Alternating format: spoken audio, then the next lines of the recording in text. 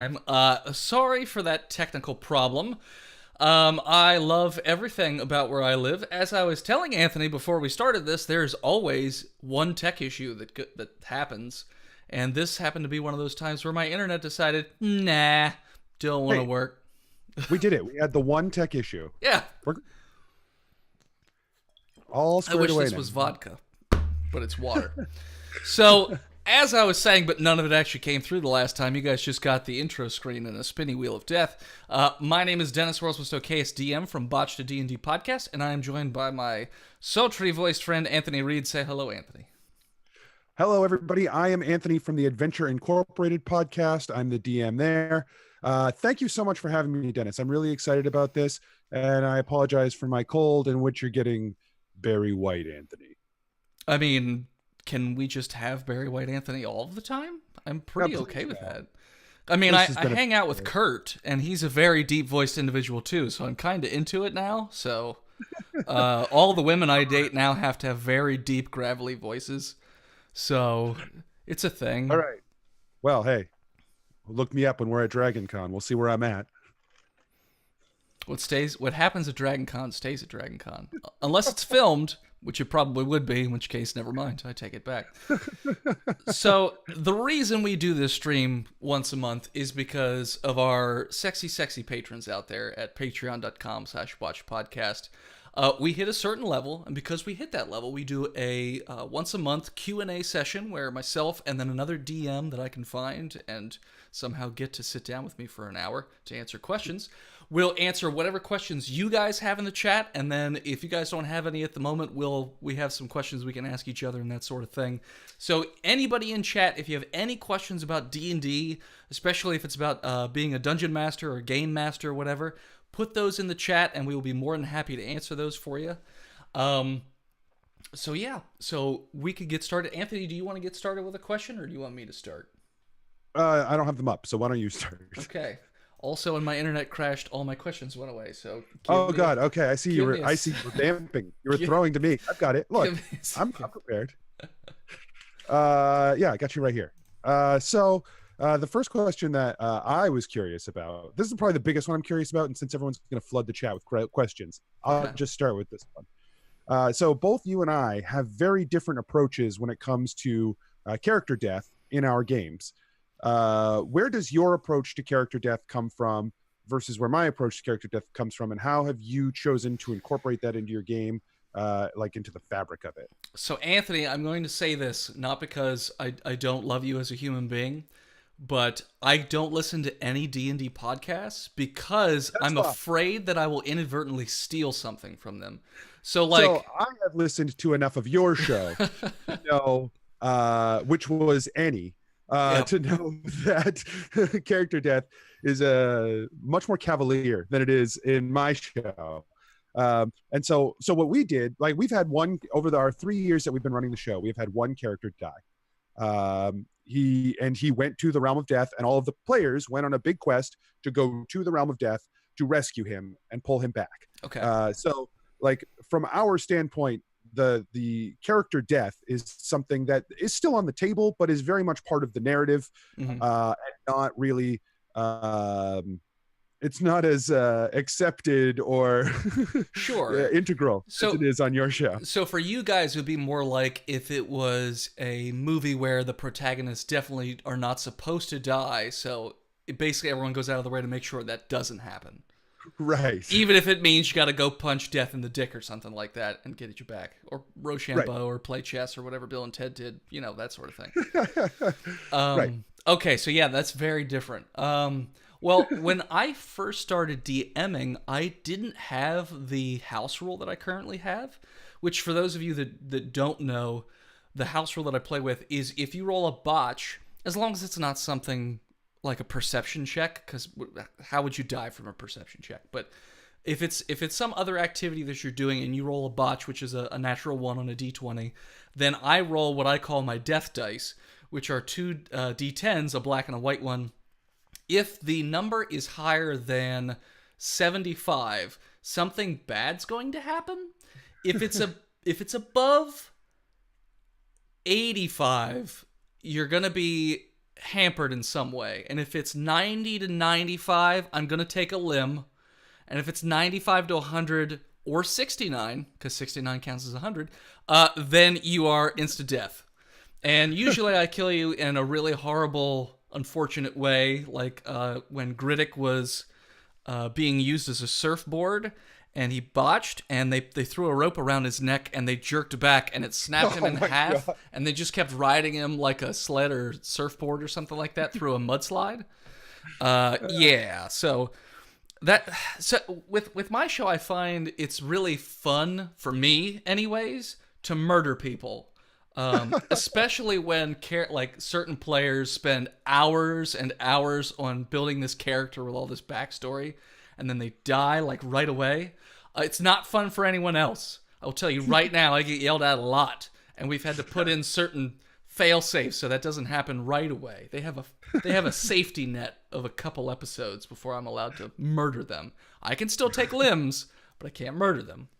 Like, for instance, our one player, he made this paladin, which, if anyone's familiar with season 2 of our show, he came from the paladins that drank bleach to go to the Taco Bell bathroom or whatever. And he was in full plate, and he decided to jump off of like a 50 or 60 foot tall scaffolding. And he botched. So I said he basically just crushed himself like a tin can into a pile of goo. And he spent hours working on this backstory for this character, and then he died 1 or 2 episodes into it. So it's funny for the listeners. It's entertaining for the listeners. And in fact, a lot of times if no one's rolling botches and I'm not rolling high enough for people to die, we get comments every once in a while where people are like, oh my God, no one's died in a while. Like, what is going on here? Phil's character's been alive for this entire season. Like, what the fuck?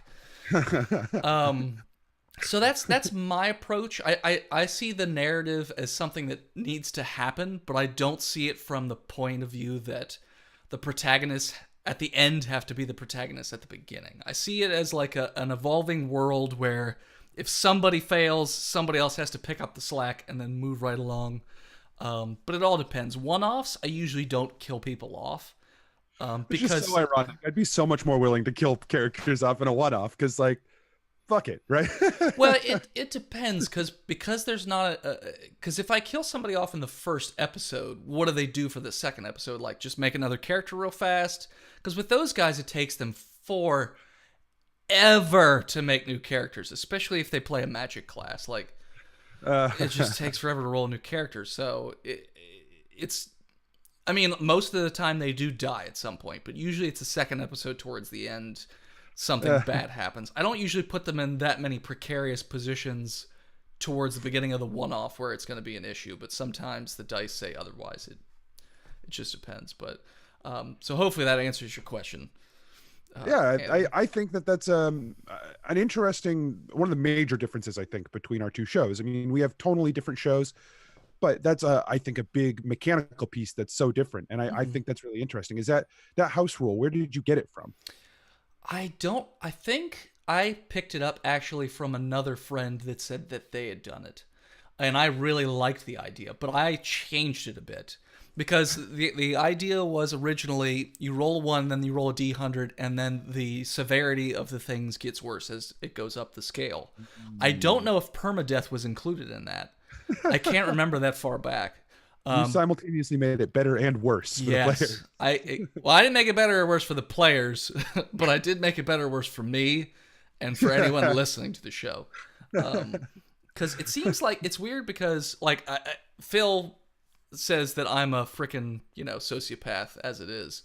Because I get so much joy out of maiming. And, like, he gets really upset when I take limbs. He doesn't care if he dies, but he doesn't want to be maimed. Whatever. But, like, listeners seem to find it really, really funny when they just die in horrible, horrible way. And, like, the more crazy, weird way that they die, the more they enjoy it. So the listeners are sort of from the perspective that I am, where they're seeing it from my view, like, this is really funny this person dies this way. But Nobody else on the show actually likes that so much. But Well, yeah. fair enough. Yeah. So the first question we had come in is Captain Hygiene. He said, "I've heard more about Anthony's DMing thoughts, but it'd be interesting to hear both your ideas on how you go about planning campaigns or shorter arcs, how set the ideas are versus adapting to the players, etc." Anthony, I'll let you start with this one. So for me, this changes over the course of a campaign. Early on in a campaign, I find I am a better DM if I have more stuff written out. I have more stuff sort of planned as to where we're going. I can throw it out if I want to. I can change my plan if players come up with something cool, but it's easier for me to feel like I have control of the situation and control of the room if Mhm. I have a better idea of where things are going. Okay. As we play through a campaign, at a certain point, like I haven't done any prep for, I haven't done any written prep for any episode we've done in about 2 years. I know my players well enough. I know the general guideline of where we want to go, and I Mhm. know that they're pushing in that direction, and the little variations will be interesting and fun anyway. So I don't So really do anything. so how many seasons has your show had so far? Or We're still in the episodes? first, I'm an idiot. So we're on episode 156, and we're still in our first season. Okay, Or so it's all the same campaign then. correct. Okay, so you wrote out where the story was going to go at the very beginning, and then it's just a matter of it just goes as it goes. Yeah, and like Okay. there are some huge like set pieces that we're getting to, Hmm. but I don't know how they resolve. I just Okay. know that they exist in the world. Okay. Uh, and then we'll get to them. This will be about a 5-year campaign. Wow. And then we can start over. Yeah, we get to about episode 30, and the boys start getting antsy. They're uh, like that's for everything. Like they don't like playing the same characters for too long. They get itchy. They're like, I have this idea for this other thing. I don't want to play this. I want to play this other thing. They're the same way with campaigns. They're like, man, this story's gone on for too long. Can we play something else? That kind of thing. So the longest season we had was last season, which was 60 episodes. And while it felt long for us, it was different because they were like vignettes where it was short stories in a long campaign that sort of all went together. Yeah. But yeah, I don't think we could do one 150 episode season story arc for 5 years. There's no freaking way those guys would be able to put up with it. I would It's guess. gonna yeah, it's gonna be like 250 episodes when it's done. This first arc or this Yeah. first campaign. First arc. So there's multiple arcs of. Well, there are a bunch of arcs within this campaign, Oh, okay. but then Okay. once we finish this campaign, I've got some loose plans for future campaigns, and of course, they're all Sure. sort of tied together. Well, so with me, it has changed over the years, and if you're gonna be loosey goosey with things, I would definitely recommend making sure you're good at improv. If you are not good at improv, it is really tough to go off the cuff. I'm really bad at improving names, as Phil will assuredly tell you, and I hate when they just ask some random nobody in the campaign, "Hey, what's your name and like backstory? I really want to get to know you." I'm like, "Ah, jeez." All right, and then I just have to like make something up. Names I'm terrible with, but like random things happening, I'm pretty good to go. So the way I used to be, I wrote out everything, but I don't like on-rail shooter type stuff. I find it boring. I find it limiting, not just for myself but for the players. So what I did was I would write like 10 different possibilities out. And then from those 10 possibilities, the different possibilities branched out. So I would spend 8 hours writing for 90% of stuff that's not ever going to happen because they didn't take any of the other paths. They just went that one path and went with it. And they didn't even take that one; they just came up with a totally different one. You're That like, well, happens a lot of times too. And I've said this last time we did this show, and Phil got really pissed off at me that I've played with them long enough that I've pretty much been able to figure out most of the time what they're going to do before they do it because they're a bunch of just evil murder hobos. So like they're just going to screw things up. So it's like, okay, I'm going to put in options, but I'm going to realistically think that they're going to really mess this up and go with this option. And Phil hates to say this, but 9 times out of 10, I guess correctly that they're going to do the stupid option because murder hobos. But that's kind of where we're at too. That's why I don't really do a lot of prep anymore because I have a pretty good idea. I know my players well enough. I know what they'll probably do. Yeah, it's really tough to try and write everything out if you have really creative players Because, for instance, let's say you want them to go down this one road and then make a left. But if there's no reason for them to go left, like if you want them to do what you want them to do, you have to give them like a shiny little carrot or some sort of incentive to have them do that. You can't just be like, you go down this road and then you hang a left. Well, why? Why did we go left? Why wouldn't we go straight? I kind of want to go straight. Well, you can't go straight because it's just empty space. I didn't write that. You have to go left, guys. One of the techniques that I used to use a lot when I was DMing for new groups in a tabletop setting was, you give sort of the illusion of choice, which is not something you want to do long term. But if you're just playing with a group for a short term, like, oh, you can go left, right, or straight. They'll lead to the same place for us, for our purposes. But you don't know that, and you get the sense that you're like doing something. Yeah. It cuts down on prep time. For one-offs and things like that, I typically make it closer to an on-rail shooter because you don't have the time to have just infinite choices. We're doing 2 episodes, guys. We have to get done in 2. I can't have you exploring the entire world. So it just depends. So now what I've done for the show, because it's changed more to the off-the-cuff sort of thing, is I write a skeleton of where the season's going to go. Like this plot point, this plot point, this plot point, this plot point. And the in-between is a mystery. Like, I don't know how they're going to get there. I don't know what they're going to do. I just make it up as I go along. And most of the time it works out. And sometimes it sounds like I've even like planned it. A lot of times I haven't. I think I said this last time, but in the second season, they decided, I want to go to where the moose people live. Moose people had nothing to do with the story. Like, absolutely nothing to do with the story. So it was off the side.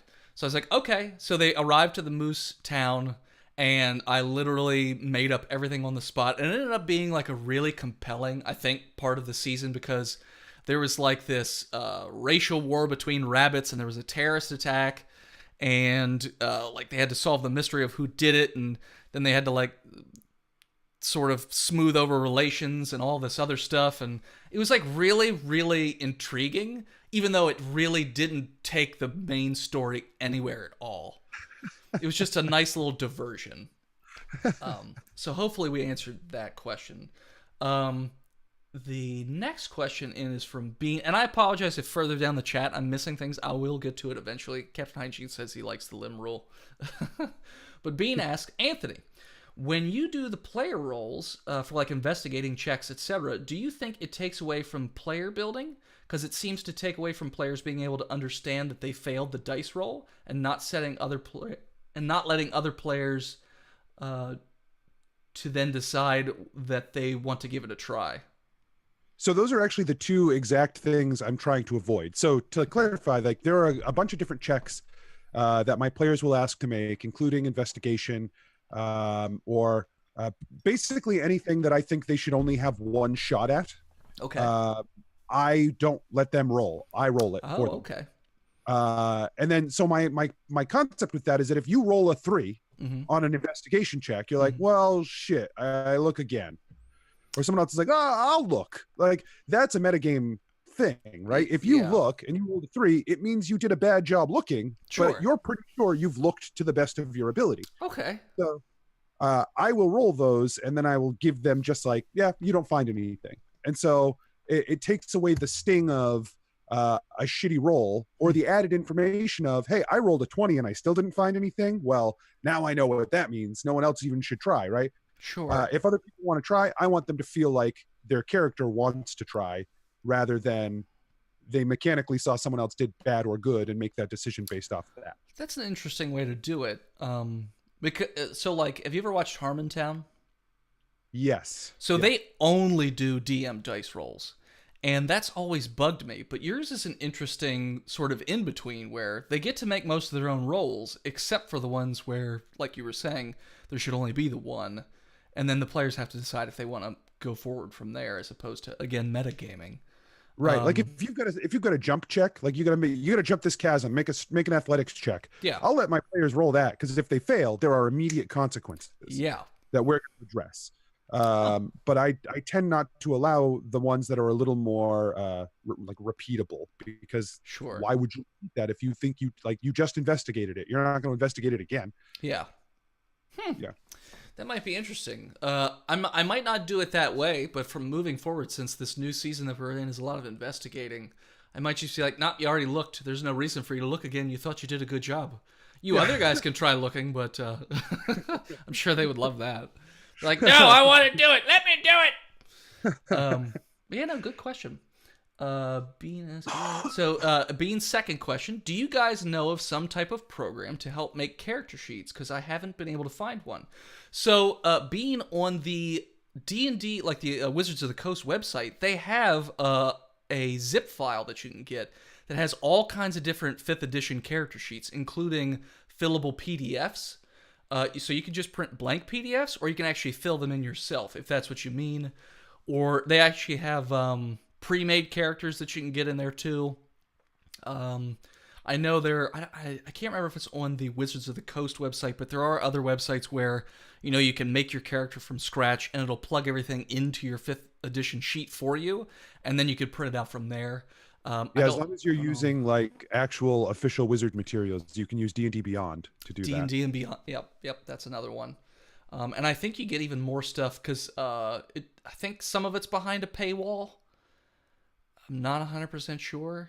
Yeah, some of it is like some of the books and stuff. If you want extra, like the Xanthar's Guide stuff or whatever, you have to pay for it. Sure, but I mean, like, I don't think it's super expensive, and you get a whole lot of content. I remember back in 4th edition, which I don't know if you ever played that version.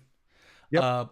But their website had a character builder where you could literally build your character in their program, and then boop, it pops out your character sheet with all your abilities, and everything's already done for you, and you just print it out. That was pretty handy dandy, and it had pictures too, so you could pick like what your character looked like and all that stuff. I don't think they did that with 5th edition, as far as I know. They didn't, but it was a cool feature. Yeah. I think they had one for 3.5 also. Oh, okay. Do you know of any other ones other than D&D Beyond, or is that pretty much the one you would recommend?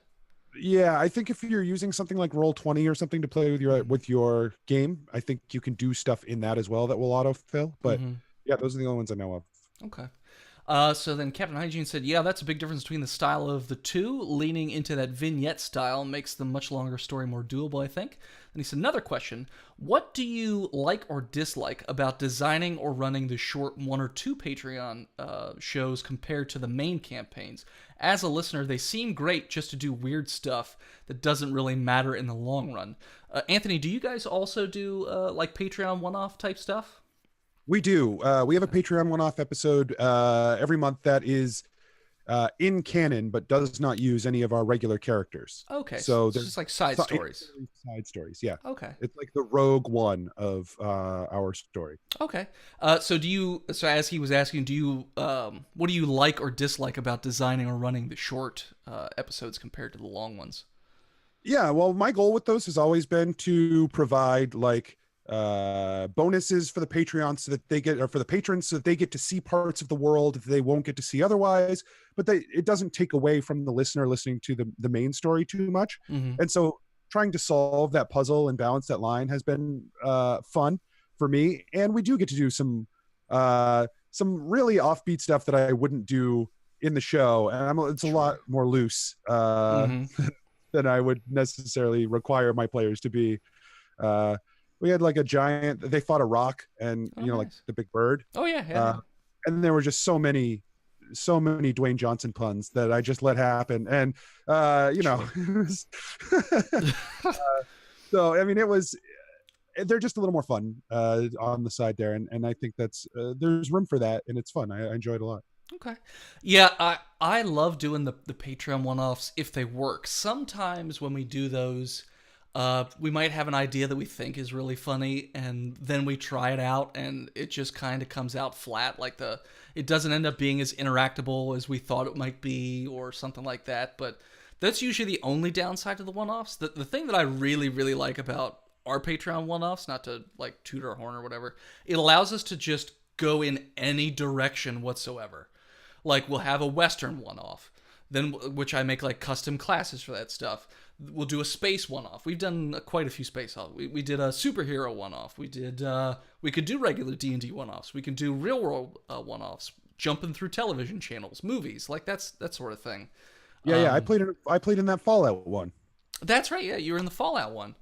So for me, anyways, the ones that I get to do, the ones that, because as a player, as Phil knows, I'm not great at being a player. Most of the time, I try and do something that I think might be funny in terms of like a character choice, and ends up not being funny. Same boat. I'm not a very good player either. Although this last Patreon, I finally broke down Phil, and he finally laughed at a character I made because it was the Leet Speak version of Gary Busey as a Warforged. So that was something, named Buddy. Just because Phil, for whatever reason, giggles at my Gary Busey impersonation. But I just like those one-offs, again, because you don't have to be attached to the characters, because it does not matter if they live or die. You could come back to that story at some point if you really wanted to, but you don't have to. You could always come. You could just, that could be it. It'd be that one time, and that's done. And even if you have a party wipe, doesn't matter, because it's just a one-off. That's just for fun for that month. And it lets you tinker with settings and things like that. Like, I would love to do a Western, like a full Western campaign with like custom classes that I made and all that stuff. Like, because I love Westerns. And I think it works really well for D&D anyways, because it's still like adventuring. I would love to do a mix up between Star Trek and Firefly, and like a complete space opera sort of exploration adventure sort of thing, where you got to make up like 1,000 different races or something like that each one does. Like, you could go crazy with it. I think that'd be a lot of fun. That would be fun. And while it was, I think we have done some one-offs in the Cthulhu sort of theme, or that dark Lovecraftian sort of thing. I haven't done one. We did it. Oh, thanks for the bits, Big Jim. The current season is 1932 New York City, where it's all custom classes and things like that. And we had done a campaign similar to this before we started recording the show. I wish we would have recorded that season, because it was crazy. There was time travel. By the end, they had like Excalibur, and they went to Vietnam, and they brought some freaking small child from like the Neolithic era or something like that, and it turned into like this. They just gave it weapons and then forgot about it, and then it just became like a warlord in some past time, and it was all kinds of crazy things happened. That was actually the first time I ever blacked out, and everything went the way I wrote it. I woke up the next day and I was like, what happened? And they said, well, we went to Vietnam. We got AK-47s, flamethrowers, and this, and this happened. I said, yep, that's exactly how I wrote it. All right, drunk Dennis knows what he's doing. Perfect. Yeah. So that's what I really like about the one-offs, is the fact that you can be crazy. Like it, and if it doesn't work, okay, it was just 1 month. Move on to the next month. Do a different one. And then you know That's what how doesn't I feel work. about regular episodes too, though. Yeah, you're not wrong. Well, that happened with our third season. We started off, so the original plan for the third season was each vignette was supposed to be DM'd by a different player. And what ended up happening was we did the first set, and the listeners didn't like it for, whatever reasons. So we said, you know what? Well, things weren't broke before, probably maybe we shouldn't mess with it. So then we just swapped right back to the old format. And then the listeners were like, yep, it's great. Good. Love it. Boom. So even though it is the big, long campaign, you can make adjustments as necessary. That's the fun thing about doing podcasting, because you get constant feedback from people to tell you what does or doesn't work. And then you can just change it. So, yeah. Let me see. My favorite, this is not one of the questions, Sure. but the thing that I found most valuable about podcasting our show is that since I edit it, I have to listen to it like 2 or 3 times. I forget far less than I normally would from any other campaign I've ever run. Where someone's like, who's that person again? I'll be like, I don't remember. What, did you write it down? But now I'm like, I've got it, man. I've listened to it. I'm on board. Yeah, no, I'm still terrible with the names. I have to write them down or I'm going to forget them. That's why everyone has to wear name tags, because I will not remember their character names. And even then, I still forget what it is. And then they'll yell at me and say, it's written right there. And I'm like, I don't have time to, I don't know how to read. I never learned. Let me see here. So Bean said another podcast that he listens to, the DM rolls everything, and it allows it to be more story-driven than role-driven. And he feels that it doesn't seem to work too well going both ways. And with that, I mean having an online system that you can roll the character and then be able to level up the character in there. I think Okay. those are two separate So yeah, it messages. seems like two separate things. Um, yeah, with it, so it, I definitely agree that when it's completely the players doing things, it can get more role driven because it's like, well, you guys can't, pass this one thing until you get to this one role that we're looking for. We had that in a Patreon episode recently where he set the DC at like 16 or something like that for just seeing writing on a wall. And we were rolling 15, 14, and 13 over and over, and we're just not seeing this writing that's clear as day up on the wall. And then when we finally did it, we're like, we spent 45 minutes in this room where there's nothing in this room except for that writing, and you're telling me we couldn't see words on the wall. But when you edit it, nobody knows that it took 45 minutes because I cut all that shit out of there. So that's the other nice thing about podcasting is that you can make it work even if it didn't actually work in the moment. And a lot of times, like, we'll have like a tiff at the table or something will go wrong and people get really pissy, and I'll just cut those parts out, and then nobody knows that there was an issue. Sometimes you can still get this weird and like antagonistic tone, but then they'll be like, "Why did he sound so mad right there?" No reason. No, he did. No, nothing was thrown at the table. Nobody threatened the lives of children. It was fine. Just move about your business. I recently had an episode where our entire I lost an entire player's audio. It's just gone. Oh, that So sucks. yeah, so I have everybody record their own stuff and send it to me, and I put it all together. So I made a disclaimer about it at the top of the episode. I think that comes out Monday, but Yep. I was still playing a fun game of trying to cut the episode in such a way that you wouldn't miss the cues that he was leaving. Oh, Ooh, okay.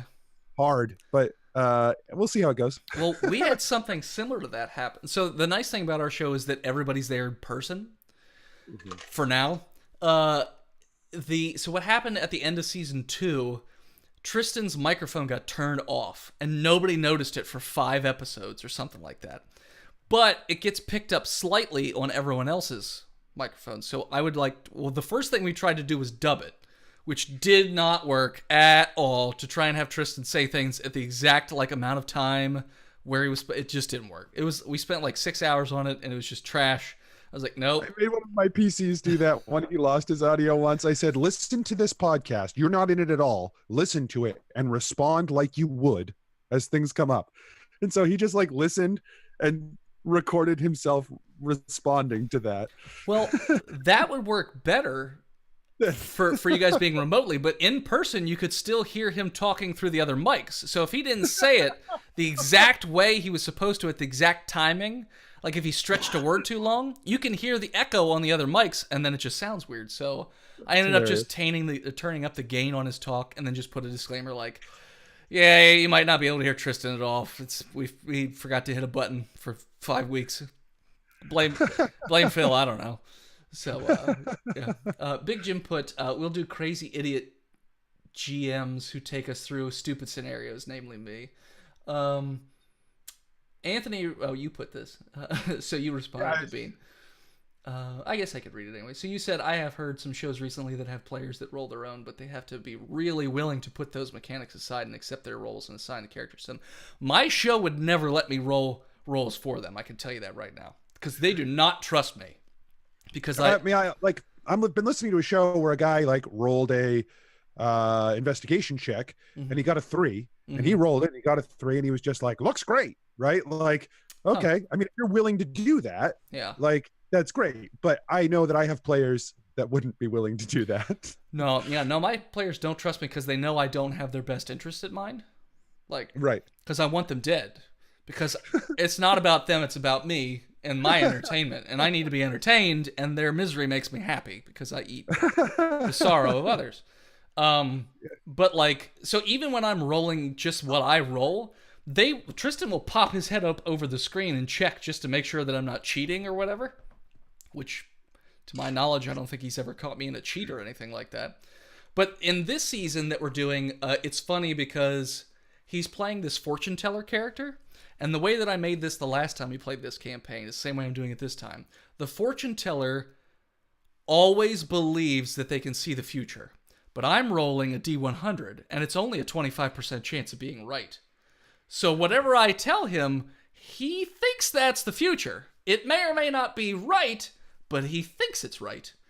That's really cool. And then you're gonna keep track of like which things you told him are true. Well, I don't keep track of that. He has to keep track of that. But as he levels up, that percentage gets bigger.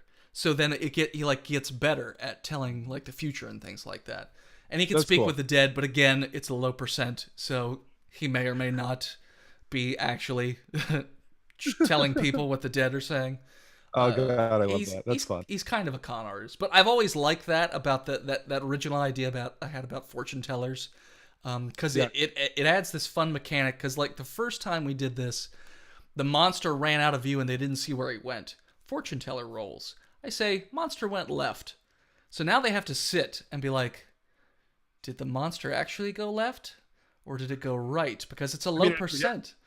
Yeah, at that lower percent, you're actually better off maybe trying to go the other way. Yeah. And it's just like, damn it, he was right that one time. But you never know when he's right or not right because he doesn't know. He thinks he's always right. So it's always fun to do that. But so then Captain Hygiene said, again, I know a bit more on Anthony's end, but what was your background in DMing before either podcast started? What's your advice for noob DMs just starting out? Anthony, have you always DM'd? Well, first off, my question would be, how long have you been DMing?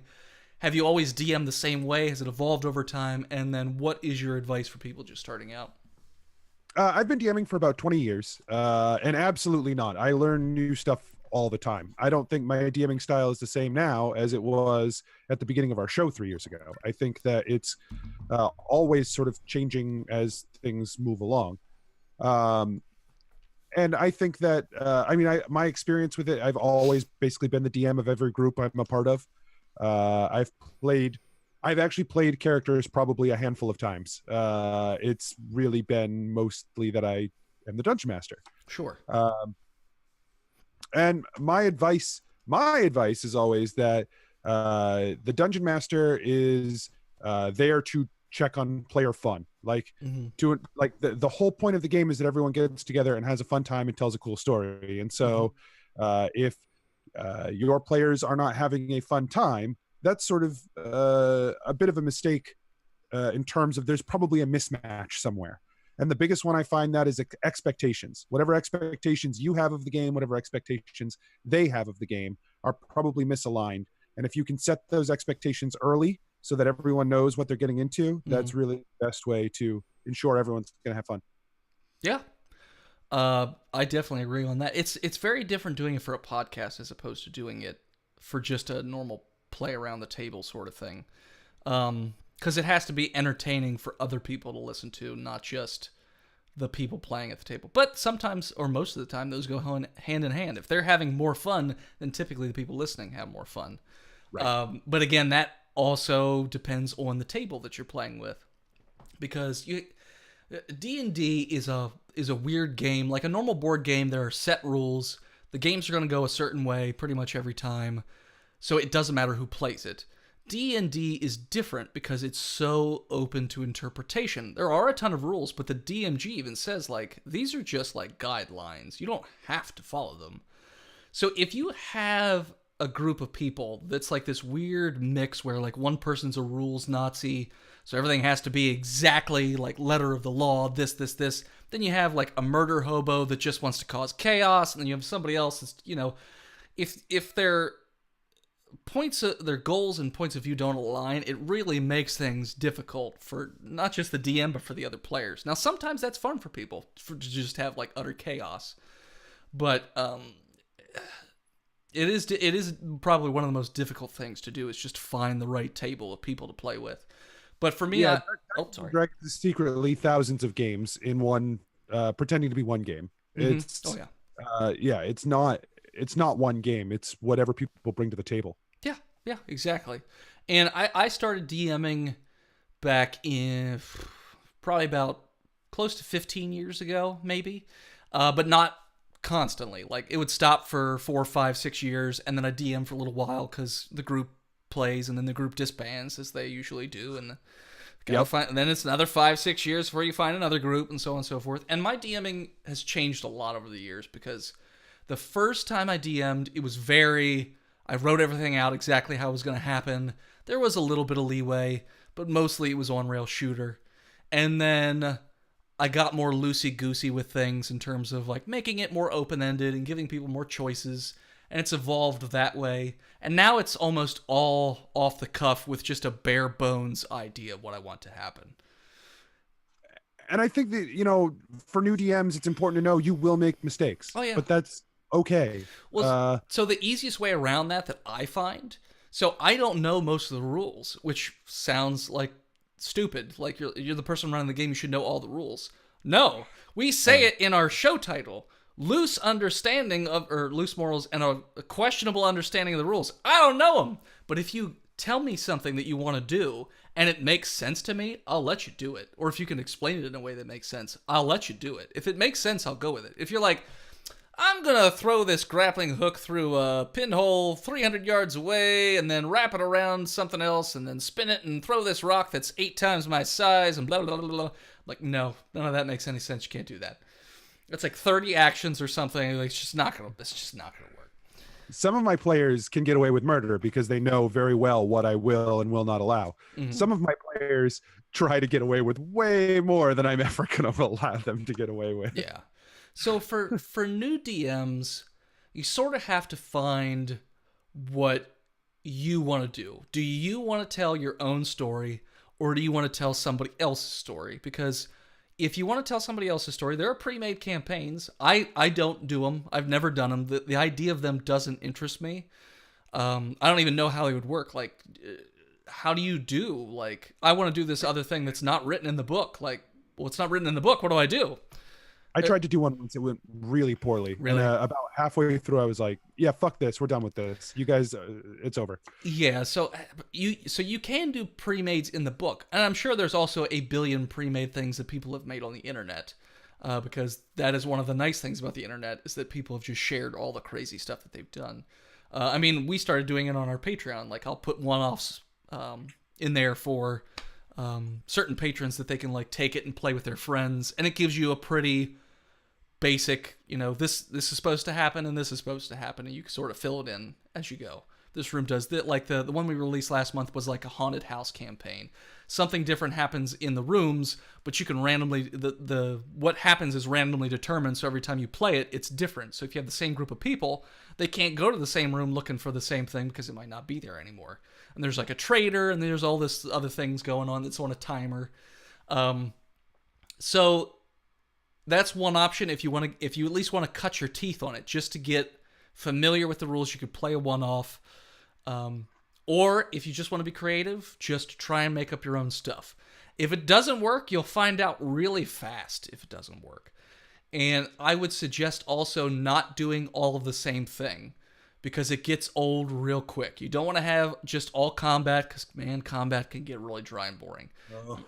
Yeah, you want some diplomacy, you want some puzzles, you want some dungeons, you want some traps, like all kinds of different encounters.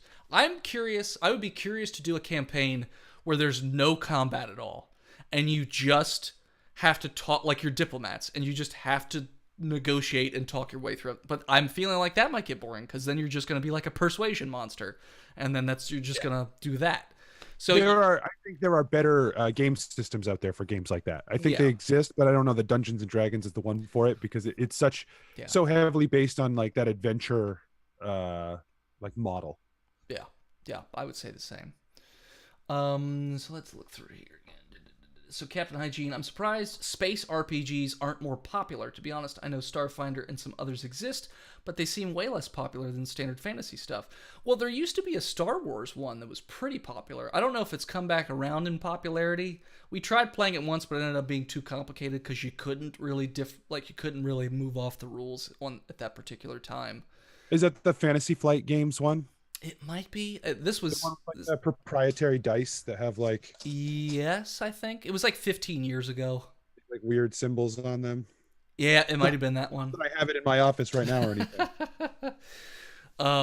But yeah, so that is, I guess, surprising that space RPGs aren't more popular.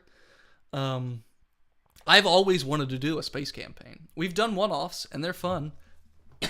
I'd love to do a long campaign on it, but Yeah, I don't know why there's not more space RPGs. Like I've seen a whole bunch of.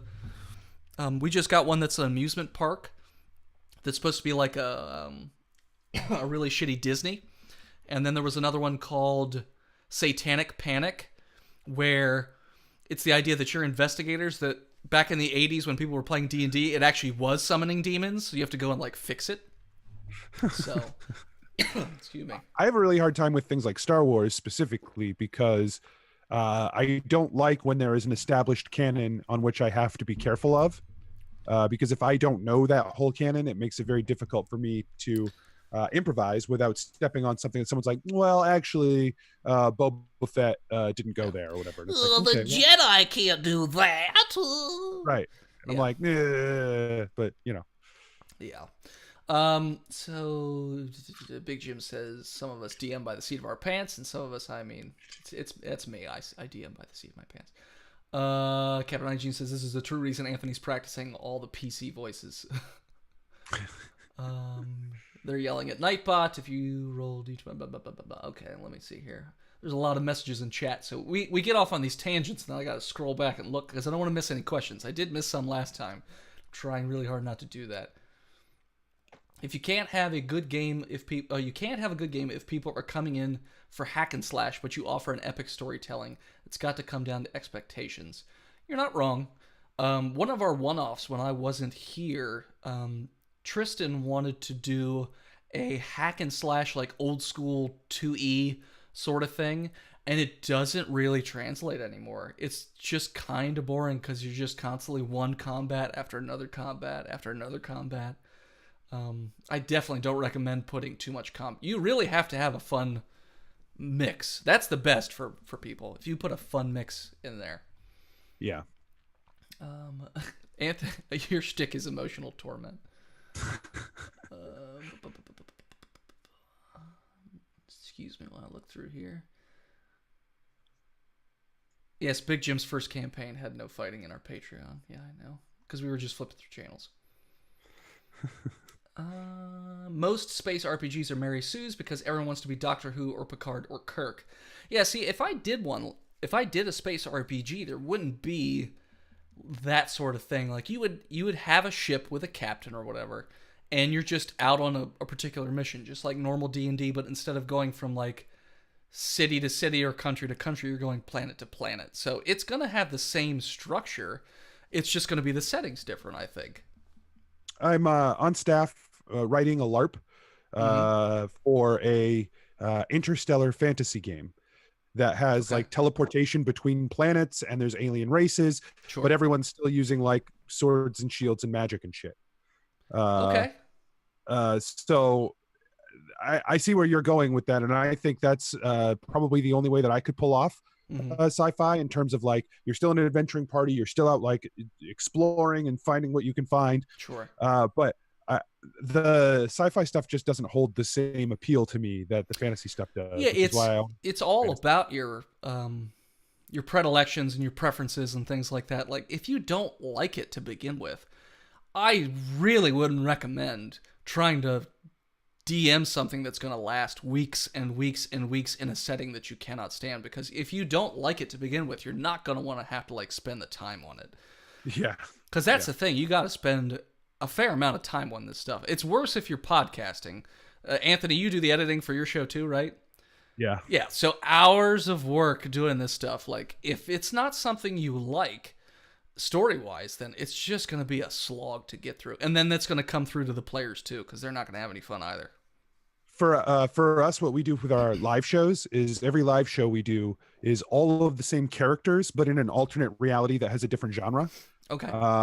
So like doing something like a space one-shot alternate genre, same characters is like probably the extent that I would go with it. And then that's something I could handle. It's a one-shot. We do it. We hit all the tropes. We play all the notes, and then we head out. You know. So you were even saying that typically your characters don't die, and the other characters will go out of their way to make sure they don't. So your players prefer to play the same character over long periods of time? They certainly have with this campaign. They've all been playing the same characters for 3 years. And we, on all our patron episodes, they get an opportunity to play other characters, but Mm-hmm. they've had, I mean, we will be playing these guys for 5 years total, probably. And then, Okay. unless something catastrophic happens, which it still could, and the players lose their characters. And now they've played their basically get out of jail free card with death. And now if it happens, it happens. So Hmm. it's live. So your players like playing those same characters for long periods of time.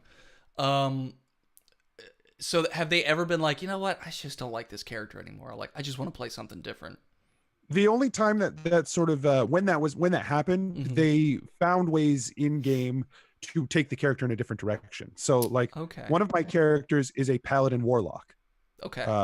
And for like the first 4 levels, he was just a paladin, and things happened in the game that he wanted to explore the warlock side of things, and it's had a huge impact on the character over time. Mm-hmm. Similarly, I have a fighter monk who started out as just a fighter, and then as he progressed, he found a different direction to move with it. Okay. So they've had enough sort of development and change in their characters that they still feel happy with them. Hmm. But I think if we went too long, we would know it. Sure. And just thankfully, 3 years isn't too long for us so far. We'll see. Yeah, it's very different with the guys I play with because they have like ADD when it comes to any sort of character that they have. Because like they'll have an idea on a whim that they're like, oh man, I really want to play that, but I can't play that if my character's alive. So I guess something's gonna have to happen to them in order for that. So or they'll just get tired of that class. Like they'll think, oh, that's a good idea to play, and then they start playing the class, and it's just like, I hate this class. Like I don't want to play this class. And then they'll just so if you had a player that came to you and said, I hate this character, I don't want to play this character, I also don't want this character to live anymore because I don't want it to even come back later on down the road, how would you handle that?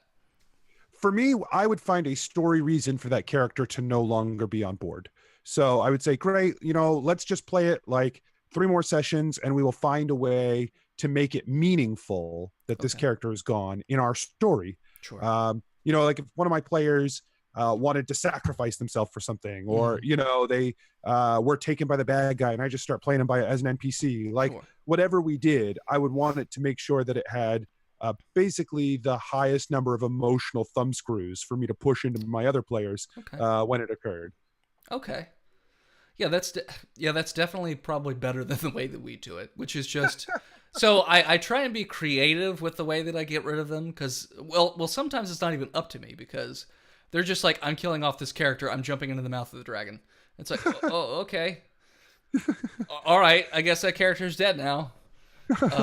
But sometimes they'll come up to me and they'll say, I want this character dead this episode, figure it out. And then I'm like, okay. And so like in last year's season, Tristan was playing this character named Merrick, and everybody outside the show was really pissed at Merrick because he killed Phil's character, the Bugbear, and they were so mad. Patrons were sending me, because you can for a certain level you can make NPCs, and they're like, I want his player punished, so I want this NPC in there that's gonna take him back for like religious like whitewashing sort of thing. Like he needs to go back. So before I could even implement that, because they were in a dungeon, so it didn't really make sense for there to be like a paladin hit squad there. He was talking about, because he was always talking about putting characters into slavery. So they were being led by this ferryman, and he had mentioned previously that he was going to put him into slavery when they got out of this. So they were running away from this purple worm, and they fell through this tunnel, and the guy who might be being put into slavery is hanging off the edge of a cliff, and Tristan's character, Merrick, reaches down for him, and the guy reaches up, and he does a strength check, and he just throws him into the abyss and yells, "You're not going to make me a slave, you son of a bitch!" And then nobody else was there, so he just tells the other characters, oh, he got killed by the worm, weird. And so his character died that way, and it made sense, and nobody knew when listening that wasn't that they didn't know that Tristan wanted that character dead. Right. Well, and I think you guys, the way that you've built your setup, those are like, that's a very satisfying way for that to end. It's still like, and now he gets to bring in somebody new or whatever. Like, yeah, that makes total sense to me. Yeah. So, Like we said, if there's any other questions in the chat, feel free to pop them there. We'll probably go, since the chat got started late because of the tech difficulties, we'll probably... Anthony, what time are you available till? Yeah, I can do another 20 minutes or so. Another 20 minutes? Okay, so we've got about 20 minutes left, so put any of the questions you have in chat, and we'd be more than happy to answer them. Captain Hygiene said, honestly, I like that both shows take those different approaches. I like the long-form show and characters, and also the shorter season, and more of a revolving door, so it's nice to have both. Anthony, so like I said, I can't listen to any D&D podcasts because I am worried that I'm going to end up I loved Nerd Poker, and I can't bring myself to listen to it because I'm so afraid I'm going to steal, and I don't want to do it, and it makes me sad because I want to listen to it. And I'd love to listen to other shows too. But so is your show more straight form, serious D&D, or does it also have like a comedy aspect to it? We have a comedy aspect to it insofar as that we all enjoy each other's company and make jokes, but pretty much all of the jokes that we make, for the most part, are out of game. Okay. Our in-game stuff tends to be fairly serious, and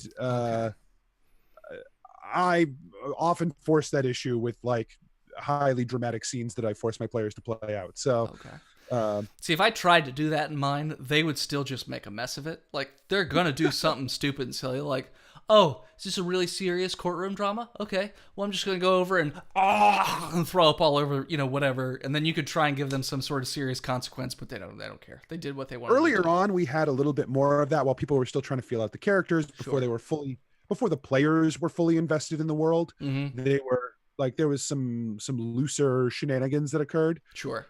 But as time has gone on, I've been like, man, we did a whole episode, and I'm not sure where the laughs are in this, guys. I think. Yeah. Whoops. But yeah. Yeah, definitely. It's very different. Even like the different sessions I've done, not just with this group, but with other people, that was more straight cuff, serious. And then this one is not at all. They just want to banter. And then the banter is not even out of game. It's sometimes in game, where they'll just be having weird discussions about nothing. And the other characters, the NPCs, are like, what is even happening here? Like, what are you doing? And they're like, shut up. Whatever. Like, second season, there's like this guy who's trying to give them a quest and feels like, don't like him, hit him in the head with a hammer. And they're like, what? He's like, yep, just crush his head with a mallet while we ride out of town. Don't want this. I don't want your side quest, Dennis. And I'm like, oh, okay. And the other NPCs are like, what the hell? You just murdered that guy. But they get away because they're crafty enough to do that.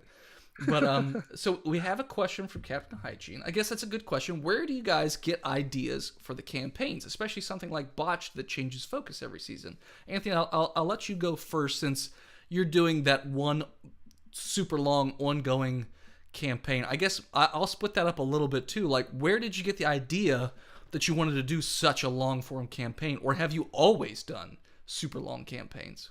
So I have always tried to do long campaigns, and what typically happens, as you mentioned earlier, is I come up with this long convoluted campaign. I'm not sure how long it's going to run, but it's probably forever. And then we play 3 sessions, and then everyone never meets again, and it fades off into the sunset. Yeah. But with this show, I was like, hey, if we're doing the podcast, I can sort of hold feet to the fire a little bit. No, we need to record if we're going to keep this going. Yep. And so it gives us a chance to have a bit of a captive audience to make us like actually get like all the way through a full story at some point. And so for me, I sat down and I just thought about, basically what I do is I'm almost never not thinking about the plot for the show in some capacity. Okay. I'm like, when I'm in the shower or before I go to bed or when I'm at work and should be working, I'm thinking about, okay, so if this is true, if this element of the world is true, and like in my world, dragons are angels. Okay, if dragons are angels, then what does that mean for this, and how does that impact this? And so I'm always thinking about how that fills in the rest of the world around it, and that way when my players do something goofy, I have an answer already. So when you're coming up with ideas, like, do you write them down as you get them? You just save them away for later? Like, how do you do when you get like a weird epiphany in the shower or something? I used to write them down, and now I realize that if most of the time when I have an epiphany like that, it's so obvious to me at that point that it just Mhm. clicks in as like part of the canon. And so Okay. there are I very frequently run over scenes in my mind that Mhm. or set pieces in my mind that I know Mhm. we're going to get to. They just had a big storyline where they brought the Fae back into the world. And Mhm. so the interaction between them and the King of the Fae, I had run over like a few times in my mind. It didn't go anything like what I had run over in my mind a bunch of times, but I still wanted to be prepared to be able to go in various directions depending on how they wanted to go. But I don't write it down anymore. I just think about it a lot, I guess. By the way, you completely eviscerated Captain Hygiene's joke with your answer because he put, well, if we have to do separate seasons, that'll mean more thinking. And then you just said, like, oh, I'm constantly thinking about stuff and blah, blah, blah. Yep. Suck it, Yeah, Captain Hygiene. Take that. too lazy for more seasons. Too lazy for more seasons. Yeah. This is now a 10-year season. Yeah. Well, for our show, it's been really weird because so this is our fourth season that we've done, and it's the first season where I actually got to do my own idea. So the first season started out before we launched the show. Tristan was the DM, and he wrote up, his idea. We did the first episode, and we didn't release it or anything like that. But we're just like, I don't know. We took a lot of time. We kept stopping to check the rules and all that stuff.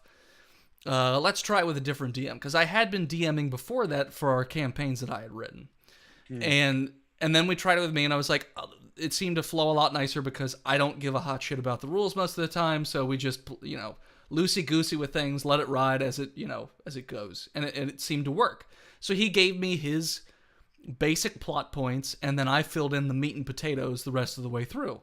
Second season, the exact same thing happened. Austin was supposed to DM it. He DM'd the prologue and said, I hate DMing. I don't want to do this. Dennis, here's my plot. Fill it in with the meat and potatoes, which I did. So then I filled in the meat and potatoes and then added a bunch of random stuff like moose people and walrus people and seal people and all that jazz. Third season, like I said, we were supposed to be doing vignettes where each person did their own little story. Well, we switched back off of that. And then it was Austin did the first part of the season as his vignette, and then I did the rest of the vignettes. So each person gave me their story and told me what they wanted from it. I didn't always follow what they wanted to do with it because I wanted to change it in certain ways. Like one of the players, they didn't even give me an ending to their story. So I was like, what, it just stops? All right. Well, then I changed it, and it was too on-rail shootery, so I changed some things. And then the next person happened to come right after everyone was complaining that there's no consequences for their actions. So I put a lot of consequences for their actions.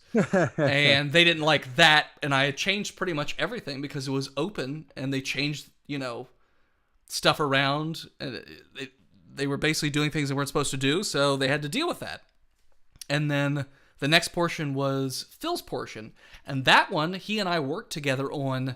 And he'd pitched most of the ideas, and then I'd say, okay, well, what if we, change this around a little bit, or we do this, and then we would roll with that. And then each week we did, we always do 2 episodes a week. We would say, okay, well, that worked. What if we, are you cool if I do this moving forward with that? And sort of went. And then the last section was my story, which was the shortest. I was like, 6 episodes. I want this to be done. I'm done with the season. I want to do something else. And then this campaign, so basically I sat down, I take walks, I'll watch, various mythology videos or whatever, and I get ideas, and I'm like, okay, well, if this character, was known for doing this sort of thing, what would happen if I did this, this, this, this, and this? And sort of like piece together this story, again, because I like to have a skeleton. Like the skeleton of the story, this is how it's going to start, this is probably how it should end in the end. The ending could change based on, how much fuckery they get into. But then the rest of it's just filled with, as it comes and goes, whatever they decide they want to do. And try and give them as many choices as possible and fill in, this and that. So that's typically how I do the long-form campaigns, especially the new one that I wrote is... and it depends on the idea that I have. Like you said, you don't write them down. If I have an idea that I think is too nuanced for me to remember in my pigeon brain while I'm at work, I will write it down on a notepad and then save it. So I can at least have it to the side. So like sure, Oh, sorry. I should probably do that more often because I suspect there may be some ideas I had and then completely forgot, but those ones just obviously weren't good enough. Yeah. And then it just depends. I've had really good ideas that I've just totally forgotten, and then it takes me like 6 months, and I'm like, oh, that's what it was. Write it down real fast. And I've done that with mechanics too. Like if I'm sitting there thinking about mechanics, I'm like, oh, it'd be really fun. So for instance, this season, I put in a mechanic based on crits and botches. So I make a note of every time they get a crit and every time they get a botched. They don't know what happens when they hit a certain number of those, but I know what happens. It hasn't happened yet, but it will eventually. So My player who is connected to our big bad, whenever he fails he's a warlock, and whenever he fails his charisma save, I make note of it. oh, okay, nice. um, so let's see here. Questions. Murder hobos. Yep, there's a lot of talk of murder hobos. So Big Jim Anthony, do you miss doing the short palate cleansing episodes? I find that with Botched Patreon episodes, we can just do something so stupid and burn out the candle that way. Yeah, I think sometimes the story needs them. Like for this, so we just had a huge storyline at the end for the end of year 3, and we had the content to just go back into year 4 and just get started. But I put 2 buffer episodes in. I put a live show that we did online, and I did a recap episode, mostly to give that storyline some time to breathe now that it's over. Like I felt like it needed a small break before we went back in to give it gravitas. First of all, it was like a 3.5-hour episode, so okay, which is way longer than we normally do. What's your normal length? Hour, yeah, like an hour 20. Okay. Yeah. But so at 3:45, I think is what it clocked in at. I was like, yeah, I'm gonna give this one some breathing room. But we're ready to roll into the epilogue for it this Monday. So I do think there's some value in having those breathing episodes. As far as short blow-offs, we've done a couple from time to time. Most of those have come up when one of my players is missing and we need to get some content out. So we'll it's a little looser, and then those are fun too. And our Patreon episodes are definitely looser and a little more blow-offy. Sure.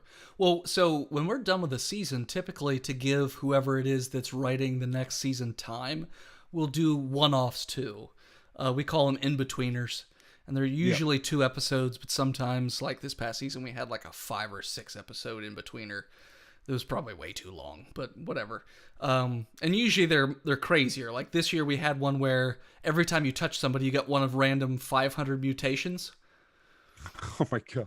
And it actually worked out great for Tristan's character because every mutation went together. Like he lost his arms and legs became elongated, and then his fingers, each finger split into 8 fingers.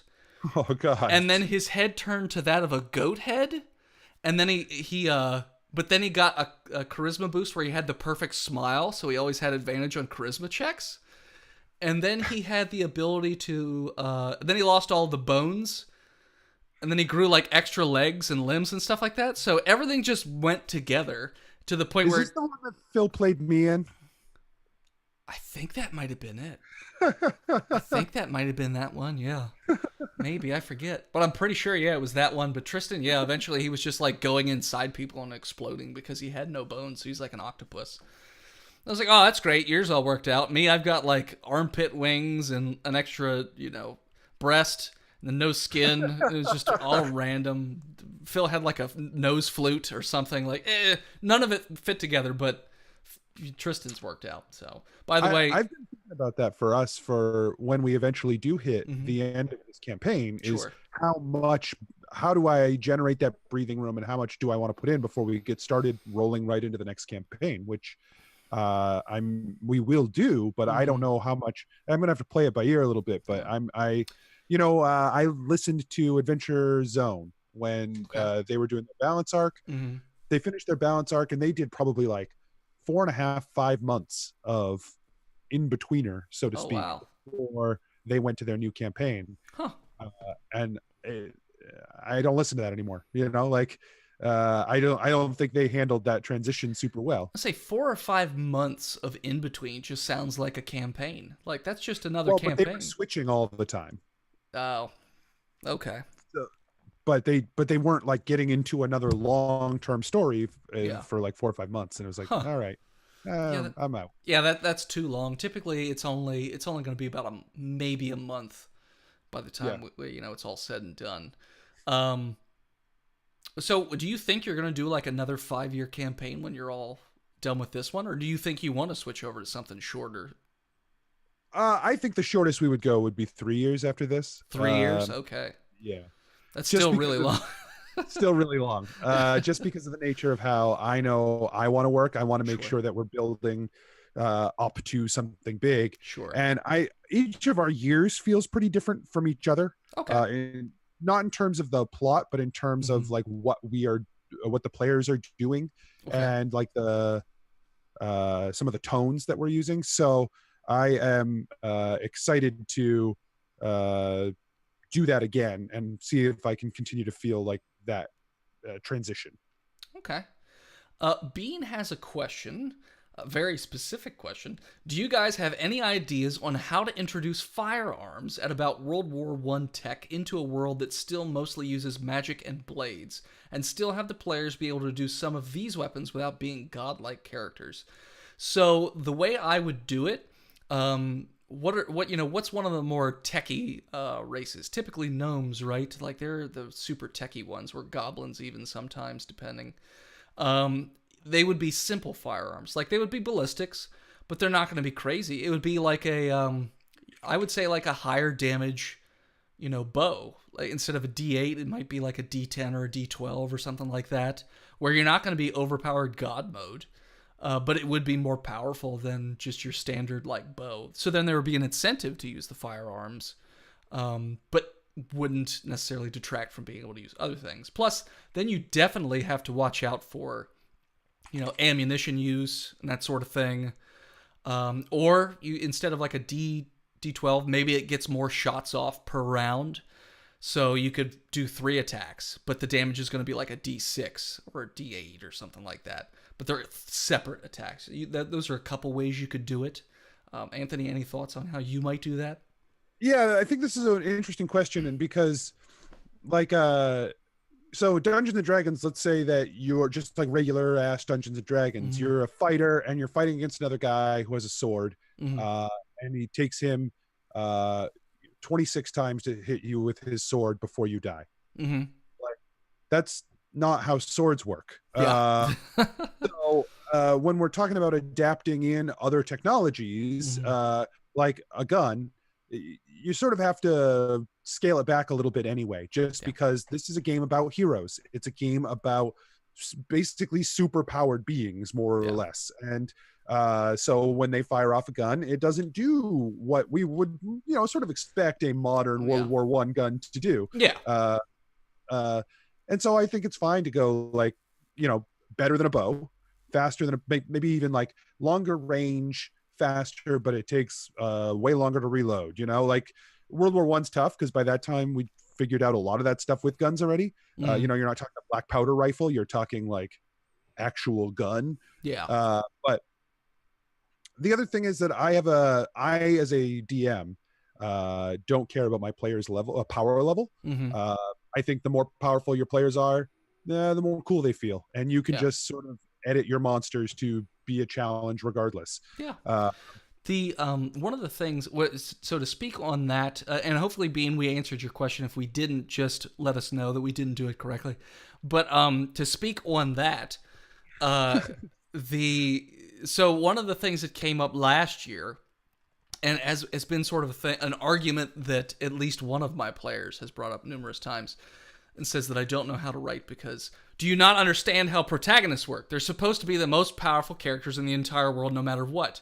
To me, there should always be like if you're like a level 7, there's no reason you should be able to just be able to beat everything in the entire world. So when I put a character that they were not supposed to fight because he's level 15 and decked out with magic weapons, and then they didn't hit him when he rolled a 25, and their minds blew up, and they're like, "That's no, how are we supposed to beat that character?" I'm like, "You're not supposed to fight him. He's way better than you. He's been doing this way longer, so he's way higher level, and he has way better gear. Why would you be able to beat him? Because we're the main characters of the story. That's how it's supposed to work." So, like, how do you feel about that? Like, do you feel like because your characters are the main focus of the story, they should be able, one way or another, to be able to beat anything that they want to beat, or they have to be more No, crafty? yeah, I think that's a fundamental misunderstanding of the protagonist. I don't think the protagonist should be the most powerful character. I think your antagonist should be the most powerful character, right? Because uh especially with a long form story like we're putting together, if my protagonists could just deal with the antagonist, then it's over. We've done it, right? The whole point of this whole campaign has been that this guy is too powerful for you to directly deal with. And Yeah. so everything we do is taking steps to weaken him and his allies, Mm-hmm. or whoever, or his enemies, or whoever else is in the world. Because really, Sure. the players have like 4 enemies at this point. But Sure. uh, you're taking steps to weaken them and to strengthen yourself so that eventually you come to a level where you might be on an even playing field and can Mm-hmm. take him down. But no, I think that the players wind up getting a lot of the spotlight and they Mm-hmm. wind up feeling more powerful. Mm-hmm. But no, your antagonists have to still be the ones carrying the big stick, or else, what's to stop your murder hobos from murdering? Yeah. Well, exactly. Like, if you can beat everything, like, what is the point? Like, what's the challenge? Like, there's nothing. Now, my players tend to do this thing where they only fight things one way. They run in and they hit it. If you try and put in like fun little game mechanics, like it's going to spit out sleeping gas if you stay in melee range, like a video game boss would work, they get really mad. "No, Dennis, you're dictating our playstyle." I'm like, okay, you could look at it that way. You could play your style. It's gonna fail. It's gonna fail horribly, but you know. But yeah, that's how I feel too. Like, if you're able to beat everything just because I'm the main character and that's how that works, like, where's the there's nobody to hold your feet to the fire at any point. Like, there's no consequences then either, because you're the best at everything. So it's like, what's there to build towards? And part of the reason that this is a party game is that everyone should have different strengths and everyone should have different weaknesses, and Yeah. that sometimes sometimes you got to pick the lock and the rogue jumps up and he's on board to do that, and sometimes you got to talk the guards down, and that's where your paladin Mhm. with military experience comes in, right? Like, giving each player opportunities to have cool moments that are exclusive to them Mm-hmm. but push the story forward, to me, is much more important than everyone, like, being able to roll everybody or something like that. Like, Sure. it just I love the video game boss style mechanics. I'm not as quick with them as I should be, Mm-hmm. and using them, I don't think of them all the time. But Mm-hmm. I think that's a great way to, like, basically, no, this encounter is different, and it's not going to be every encounter, but you got to play this encounter differently, and if you Yeah. don't, you're going to mess it up. Yeah. You got to better figure it out. Mm-hmm. So apparently we did not answer Bean's question correctly, as I probably figured. What he was trying to say is, how would we make it so the world gets to that kind of tech without going through the years of black powder and flintlock, like some type of dimensional portal or time travel?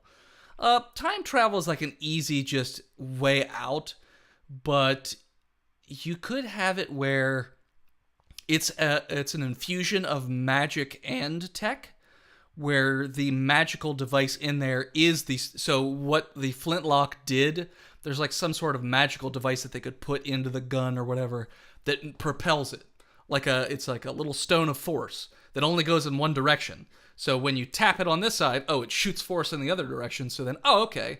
And what you could have is, like, this particular tribe or group of gnomes that lived in this area, they started mining and they found these these rocks with magic force abilities that, you only need a little bit of it, and like a magnet, it propels one side and pushes the other side, or like attracts one side and pushes the other side. So you could do it that way. I think that would be a way.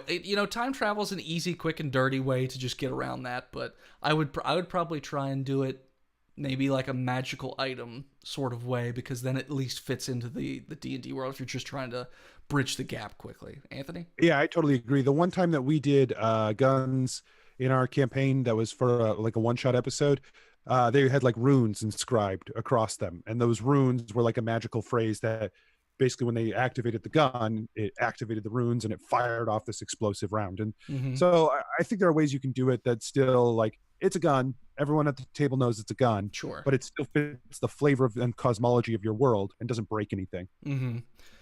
And then the last question we're probably going to get to because we are at 8 o'clock. The Eggman22 said, I've been tossing around the idea of attempting to do my own campaign for the first time, but my preferred playstyle and my friend's playstyle are a bit different. I'm more like Botched. One friend is more into following the rules, and the other is more into exploring the rules to see how much they can get away with.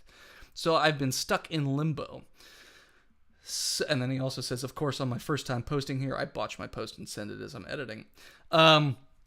So if there's anything you need to, adjust with that post, let us know. But so that, like I was saying before, that is the problem with your play group, like choosing a group of people to play with, because you have to find the middle ground that everybody's okay with. Like the group that we're playing in for the show, one of them is a hardcore rules Nazi, and the other ones are definitely more loosey-goosey. They'll get more rules Nazi-ish if it doesn't fall their way, and they want things to go a certain way. Then weirdly, they want the rules to be a certain way. But with me, I'm a sociopath, and I'm very much, I don't care, because I've been with these, and we're doing a podcast too, so I know we're just going to keep doing it. So I'm just like, look, this is the way we're doing it. This is how we're doing it. You're just going to have to get over it.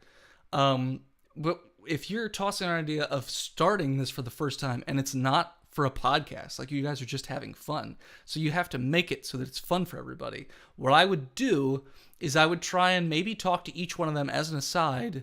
Well, especially if you want to do it more the botch way, which is loosey-goosey, and some of the other people want to do that. I would talk to the person who's very hard set on the rules and then talk to them and see how they would feel about it and be like, look, this is how I want to do it. Yes, these are the rules, and if it makes sense, we're going to go with it. But if it doesn't make sense to what we're doing, I'm not going to be super hardcore with it. For instance, in the last season, travel time. I can't tell you how much I hate having to adhere to actual travel time rules. And they gave me a map with these little teeny tiny grids on it. And they said, okay, this is the travel time. So you can get like 6 little dots in a day. And it's like 100 dots or something ridiculous to get from point A to point B. And I'm like, well, this part of the story is supposed to be an investigation. By the time we get from point A to point B, that body's going to be rotted away. There's going to be no murder investigation. Like, what are you talking about? So you have to adjust things so that they work the way that you need them to. Sometimes players might not like it, but as long as you can explain it to them and say, look, this is the way, this is why I'm doing it this way. And if they don't like it, because it works for everybody else except for that one person, then they're probably going to need to find a different play group, or they're just going to have to get used to it. I feel like it's probably not the nicest way to go about it. I'm not telling you to just straight up walk right up to him and be like, "Hey, go fuck yourself, buddy." I might do that, but I wouldn't recommend doing that to other people that in case you don't want to lose friends. But that's how I would do it. I would try and reason with them, use logic, and say, look. Sometimes the rules are such, and you can point at the DMG. It says that the rules are up for interpretation. Whatever the DM wants to do is what the DM wants to do. These are just guidelines to help you play a game. So, what do you think, Anthony? To me, this is all part of the conversation we had earlier about expectations, and really talks a lot about how important a session 0 is. Before you ever sit down to play a game, before anyone rolls a character, before any of that happens, you need to get together with these people and you need to come to a consensus on ground rules. Dungeons and Dragons is like, when it's good, it's like the best game in the world. And but no D&D is better than bad D&D, because if you're playing with a group that isn't having fun, it is a waste of everyone's time and nobody feels good. So if you can sit down with these people and you can set your expectations, this is what the game is going to be like. If you want to play, this is how it's going to go down. I'm willing to take input and see how you guys want it, and we can mold to fit a style that everyone is comfortable with. For someone who is your rules lawyer or whatever, say to them, hey, here's the deal. We're going to play it with if something comes up and we don't know the answer right off the top of our heads, we're going to roll with it. And then, but write it down, and you are my rules lawyer. You'll go and look it up later, and then we'll discuss it and decide how we want to resolve it going forward as it comes up. Give them a job, give them a task that makes them feel like that skill of theirs is still part of the game, Mm-hmm. and that they still have a role within it. Sure. And make just make people feel heard and feel appreciated. And if you want to play with them, and if they want to play, and if it all fits together, then it'll happen. Yeah. Because, I mean, so sometimes there are spells or abilities that aren't explicitly stated in a certain way, and then you'll have players that try and exploit that. Like fucking Liamin's Tiny Hut. I hate that spell so goddamn much.